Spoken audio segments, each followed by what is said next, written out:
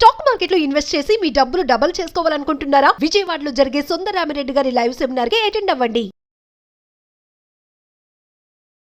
Welcome to Suman TV. నేను మీ Suman TV Nag. Saif Ali Khan విషయంలో జరుగుతున్నటువంటి ఒక్కొక్క కథనం చూస్తూ ఉంటే ఇలా అయిందా అలా అయిందా అనుకునేటువంటి స్పెక్యులేషన్సే ఎక్కువ కనిపిస్తున్నాయి మనకి.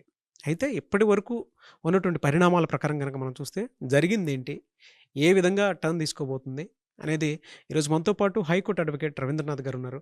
సో అది వారి మాట్లాడి తెలుసుకుందాం. హలో అలాగే రవీంద్రనాథ్ గారు. హాయ్ అండి నాగరాజ్ గారు. సార్, సైఫ్ అలీ ఖాన్ విషయంలో జరుగుతున్నటువంటి పరిణామాలు చూస్తే నాటకీయ పరిణామాల నుంచి అది రియాలిటీలోకి ఎప్పుడు వస్తుందా అనుకునేటువంటి వాళ్ళు ఎక్కువ మంది ఉన్నారు. కరీనానే పొడిచిందా అనేటువంటి కథనాలు కూడా వస్తూ ఉన్నాయి. ఇందులో మీకు తెలిసిన వాస్తవ కోణాలేంటి? నిన్న మధ్యాహ్నం కరీనా కపూర్ గారిని తీసుకుని పోలీస్ స్టేషన్కి వెళ్ళిన తర్వాత ఆవిడ ఇంటరాగేషన్ చేశారు ఒక 2 గంటలు కూర్చోబెట్టి. అంటే ఈ రకమైన కథనాలు ఏవైతే వస్తున్నాయో, జరిగిన సంఘటన ఏంటి, జరుగుతున్న వాస్తవాలు ఏంటి, అక్కడ జరుగుతున్నటువంటి మీడియా కథనాలు ఏంటి, ఇవి యాక్చువల్ డిఫరెంట్ సిచ్యువేషన్లు జరుగుతున్నాయి నాగరాజ్ గారు. ఫస్ట్ పాయింట్ ఏంటంటే, ఎవరైతే ఆగంతకుడు ఇతనే స్ట్రేంజర్ అని చెప్పి పోలీసులు రిలీజ్ చేసినటువంటి ఒక పర్సన్, వీళ్ళు పట్టుకున్నటువంటి పర్సన్ ఎక్కడ కూడా మ్యాచ్ అవ్వట్లేదు. ఇద్దరు కూడా మిస్ మ్యాచ్ ఉండడం పెద్దగా వాళ్ళు చేసిన తప్పు. అంటే దయానాయక్ లాంటి ఒక అద్భుతమైనటువంటి ఒక ఎన్కౌంటర్ స్పెషలిస్ట్ అని పేరున్నటువంటి దయానాయక్ గారు ఉన్నటువంటి ఈ కేసులో న్యాయం జరుగుతుంది అనుకుంటే, అసలు అందరు చెప్పింది ఏంటంటే అసలు ఇష్యూ లేదు. ఇక్కడ దయానేకే కాదు, ఎవరైనా అసలు సంఘటనే లేదు. ఇది కేవలం వాళ్ళ ఫ్యామిలీలో జరిగినటువంటి సంఘటన. అయితే కరీనా కపూర్ గారు పొడిచారా అంటే ఖచ్చితంగా కొన్ని సంఘటనలు ఆ యొక్క ఏదైతే కామెంట్ ఉందో దానికి బలాన్ని చేకూరుస్తున్నాయి. ఆ కామెంట్కి ఏంటి విషయం అంటే, కరీనా కపూర్ గారు ముందుగా ఆ సంఘటనలో లేరని చెప్పారు. తరువాత కరీనా కపూర్ ఆ సంఘటనలో ఉన్నారని చెప్పినారు. మరి కరీనా కపూర్ గారు ఆ సంఘటనలో ఉంటే మరి కింద హాస్పిటల్కి వెళ్ళేటప్పుడు ఆవిడ ఎందుకు మిస్ అయ్యారు? ఇది అందరి మీద తెలుస్తుంటే ఒక ప్రశ్న. మరొక విషయం ఏంటంటే, ఇంత పెద్ద ఇద్దరు సెలబ్రిటీస్, కరీనా కపూర్ గారు ఒక పెద్ద సెలబ్రిటీ, అగైన్ సైఫ్ అలీ ఖాన్ ఒక సెలబ్రిటీ, ఈ రెండే కాకుండా వాళ్ళొక నవవంశస్థులు, కొన్ని వేల కోట్ల రూపాయలకు ఆస్తిపరులు. ఇంత వ్యక్తులు బయట ఒక పర్సన్ని, ఒక సెక్యూరిటీ గార్డ్ కానీ లేకపోతే ఒక బౌన్సర్స్ కానీ ఎవరు లేకుండా మామూలు కామన్ మ్యాన్గా ఉంటారా? అంటే ఏదో జరిగింది. ఆ room floor number 11th and 12th ఫ్లోర్లో ఏదో జరిగిన సంఘటన జరిగింది. అంటే ఆస్తి వివాదాలు జరిగాయి. అంటే కరీనా కపూర్ గారికి సైఫ్ ఖాన్కి మధ్యలో ఏదో గొడవ జరిగింది. అట్ ద సేమ్ టైం వీళ్ళ అబ్బాయి ఏమైనా కత్తి తీసుకుని పొడి చేశాడా? అవును, సైఫ్ అలీ ఖాన్ తాలూకా అబ్బాయి ఇబ్రహీం అలీ ఖాన్ ఏమైనా కత్తి తీసుకుని పొడిచాడా?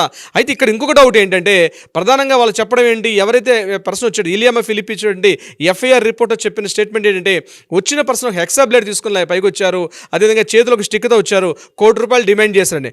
₹1,00,00,000 డిమాండ్ చేయాలంటే సైఫ్ అలీ ఖాన్ గారికి, అది కూడా ఇంత భద్రత వెస్ట్ బాంధవులు సైఫ్ అలీ ఖాన్ ఇంటికి ఎందుకు రావాలి? సరే వచ్చాడు అనుకుందాం కాసేపు. ఆ ఇంటికి వస్తే 11th ఫ్లోర్లో అతను ఉన్నాడు, ఎలా తెలుసు? ఇవన్నిటికీ రకరకాల డౌట్స్ అనమాట. ఆవిడ చెప్పినట్టు ఎఫ్ఐఆర్ ఇదంతా కూడా కరీనా కపూర్ గారు దగ్గరుండి ఈ రకంగా చెప్పండి చెప్పి కరీనా కపూర్ దగ్గరుండి ఎఫ్ఐఆర్ తాలూకా కంప్లైంట్ చేశారు. అంటే పోలీసులకి విషయం తెలుసు కూడా దీన్ని ఎందుకు పక్కదోవ పట్టించారు. వీటన్నిటికన్నా ఇంకో విషయం ఏంటంటే, అసలు నిజంగా కత్తిపోట్లు జరిగాయా? అసలు కత్తిపోట్ల గురైన మనిషి విత్ 4 daysలో చక్కగా మెట్ల దిక్కుని లీలావతి హాస్పిటల్ నుంచి బయటకు వచ్చి ఒక వైట్ షర్ట్ కిందకు వచ్చి గాగుల్స్ పెట్టుకుని మనం చూసాం. విజువల్స్ చూస్తే మనందరికీ ఆశ్చర్యం. ఈజీగా ఏమీ జరగనట్టుగా ఒక చేతికి చిన్న గ్లౌస్ వేసుకుని మరో చేత అటు ఇటు తిరుక్కుంటూ హ్యాపీగా ఏదో షూటింగ్ నుంచి వస్తున్నాడా అన్నట్టుగా ఉన్నట్టు తప్పించి, నిజంగా వెన్నుముకలో గాయం ఉన్నటువంటి పర్సన్ అయితే నడిచేటప్పుడు కానీ కదిలేటప్పుడు కానీ అసలు స్ట్రెచ్చర్ లేకుండా రావడం పెద్ద వింత. ఆయన వెళ్ళే విజువల్స్ చూస్తే ప్రతి ఒక్కరికి స్టన్ అనమాట. అది ఏదో జరిగింది అనుకున్నామే, అసలు చూస్తే మనిషి అటువంటి ఆనవాళ్ళు లేవు. అంటే హాస్పిటలైజ్ అయినటువంటి ఆనవాళ్ళు కూడా లేవు. మరి 6 కత్తిపోట్లు గురయ్యి దాంతోపాటు ఒక 2 నుంచి 3 ఇంచులటువంటి ఒక షార్ప్ ఎడ్జ్ తన బాడీలో ఉండి ఒక పెద్ద సర్జరీలో అయినటువంటి పర్సన్ విత్ 4 daysలో ఎలా రికవరీ బయటకు వస్తాడు? ఈ విషయం నేను డౌట్ చేసింది కాదండి. బెంగళూరులో ఉన్న కార్డియాలజీ ఎక్స్పోర్ట్స్లో అది కంప్లీట్ డీటెయిల్గా రాశారు. ఇది ఇంపాసిబుల్, వైద్య చరిత్రలో మహాద్భుతం జరిగిపోయిందని చెప్పి ఎక్స్లో ఒక డాక్టర్ గారు కూడా బెంగళూరు నుంచి ఒక ఆయన పోస్ట్ చేశారు. మా మదర్ కూడా ఇలా జరిగితే ఆవిడ రికవరీ అవడానికి సుమారుగా 1 month పైన పట్టింది. 40 days సర్జరీ. అంటే సర్జరీ చేసేటప్పుడు స్పైనల్ కార్డ్ జస్ట్ ఏమైనా స్విచెస్ తగిలినా, అట్లీస్ట్ నీడిల్ టచ్ చేసినా సరే ఇమీడియట్గా పర్సన్ నడుచుకుంటూ వాకింగ్ చేసుకుంటూ రావడం హైలీ ఇంపాసిబుల్. మేము ఎక్కడ ఈ వైద్య చరిత్రలు ఎప్పుడు చూడలేదు. అట్లా సర్జరీ అయింది. ఆ ఎడ్జ్లో ఉన్నటువంటి ఒక షార్ప్ ఎడ్జ్ని కూడా తీసాం, ఒక ఎక్స్ట్రా ఉన్నటువంటి ఒక పార్టీని కూడా బయటకు రిమూవ్ చేసామని చెప్పిన డాక్టర్లు అసలు రిమూవ్ చేశారా? అది నిజంగా అసలు సంఘటన జరిగిందా? నిజంగా కత్తిపోట్లకు గురయ్యారా అన్నది ప్రధాన డౌట్ ఏంటంటే వేల మంది తొలిచేస్తున్న ప్రశ్న అంటే ఇది జరిగిందా, ఇది కేవలం ఒక ప్రీఫాబ్రికేటెడా, లేదా కరీనా కపూర్ గారు సైఫ్ అలీ గారిని కావాలని చెప్పి ఏదైనా గ్యాంబ్లింగ్ ఆడుతున్నారా, ఎందుకు అంటే ఆయన రియల్ లైఫ్లో ఎప్పుడు సినిమా తెర ముందు రకరకాల వేషాలు వేసుకొని ఒక గ్యాంబ్లర్గా రకరకాల వేషాలు వేసి ఉండొచ్చు, కానీ రియల్ లైఫ్లో కూడా సైఫ్ అలీ ఖాన్ గారు ఒక ప్రీఫాబ్రికేటెడ్ ఒక స్టోరీ వెళ్ళి కథనం దర్శకత్వం స్క్రీన్ ప్లే అంతా కూడా పూర్తిగా దానికి సైఫ్ అలీ ఖాన్ గారు ఏం నిర్వచించారా. దీనికి ప్రధాన కారణం ఏంటంటే మనం అంతకుముందే చూసాం, సరిగ్గా 2 days ముందే భోపాల్లో ఉన్నటువంటి ఫాస్టాఫ్ ఏదైతే హౌస్ ఉందో దానికి సంబంధించి 15,000 కోట్ల రూపాయల ఆస్తికి సంబంధించి చాలా ఇష్యూస్ కూడా జరిగాయి. ఈ సంఘటన జరగడం అట్ ద సేమ్ టైం అక్కడ న్యూస్ రావడం ఇవన్నీ కూడా ఏదో లింకులు ఎక్కడ కనిపించట్లేదు. ఇది ఇలా ఉండగా మరొక ఇంట్రెస్టింగ్ పాయింట్ ఏంటంటే ఇతను బంగ్లాదేశీ వాస్తవ్యుడు అని చెప్పినప్పుడు దీనికి కన్ఫర్మ్ చేస్తూ ఒక పర్సన్ ఐడెంటిఫై చేశారు. అయితే బంగ్లాదేశ్లో ఇప్పుడు ఎవరైతే ఒక స్ట్రేంజర్ని పట్టుకున్నారో, ఇతడు నిందితుడని ఎవరైతే చెప్తున్నారో అతని పేరేంటి, అతని ఫాదర్ బంగ్లాదేశ్ నుంచి ఒక మీడియాతో మాట్లాడుతూ కూడా అతను చెప్పాడు, అసలు పోలీసులు రిలీజ్ చేసిన పర్సన్ మా అబ్బాయికి ఎక్కడా పోలికలు లేవు, లెంగ్త్ హెయిర్ పెట్టుకుంటాడు తప్పించి షార్ట్ హెయిర్ ఇప్పుడు వాడాడు మా అబ్బాయిని చెప్తూ, మా అబ్బాయి రీసెంట్గా షేక్ హసీనా ఇక్కడ బంగ్లాదేశ్లో ఆవిడకి ఎప్పుడైతే బలవంతంగా పదవి నుంచి తీసేశారో బంగ్లాదేశ్లో ఉపాధి అవకాశాలు లేక వెస్ట్ బెంగాల్కి వెళ్ళారని, వెస్ట్ బెంగాల్ నుంచి కొద్ది రోజులు ఉన్న తర్వాత ఎక్కువ వేతనం వస్తుందని చెప్పి బాంబేకి ఆయన రీసెంట్గా వెళ్ళాడు, అక్కడ ఒక హోటల్లో పనిచేస్తుంటే ఆ హోటల్ కూడా ఆయన పనితనానికి మెచ్చి ఒక రివార్డ్ ఇచ్చారని కూడా వాళ్ళ ఫాదర్ మాట్లాడడం జరిగింది.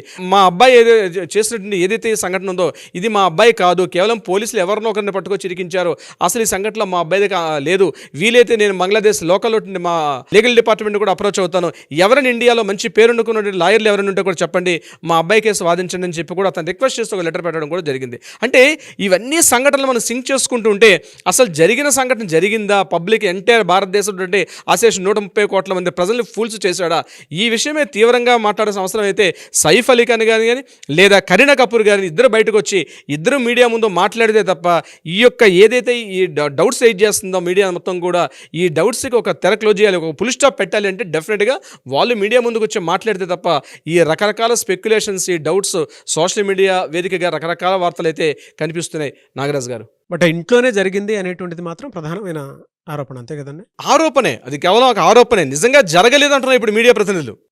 నిజంగా ఈ సంఘటన జరగలేదు, కత్తిపోట్లు గురవలేదు, ఏదో జస్ట్ ఒక షార్ప్ ఎడ్జ్ ఏదో ఇంట్లో గట్టిగా నెట్టుకునేటప్పుడు ఏదో గొడవ పడి నెట్టేసుకున్నప్పుడు జస్ట్ ఇట్లా వచ్చి ఒక ఎడ్జ్ కట్ అయిపోయింది అంటున్నారు తప్ప నిజంగా మీడియా న్యూస్ వచ్చినట్టుగా 6 కత్తిపోట్లు, సర్జరీలు ఇవన్నీ కూడా అంత హంబక్ అని ఒక వర్డ్ అయితే వస్తుంది. నాగరాజ్ గారు, చూద్దాం అంటే ఏ విధంగా ఉంటుంది ఫర్దర్గా అనేది.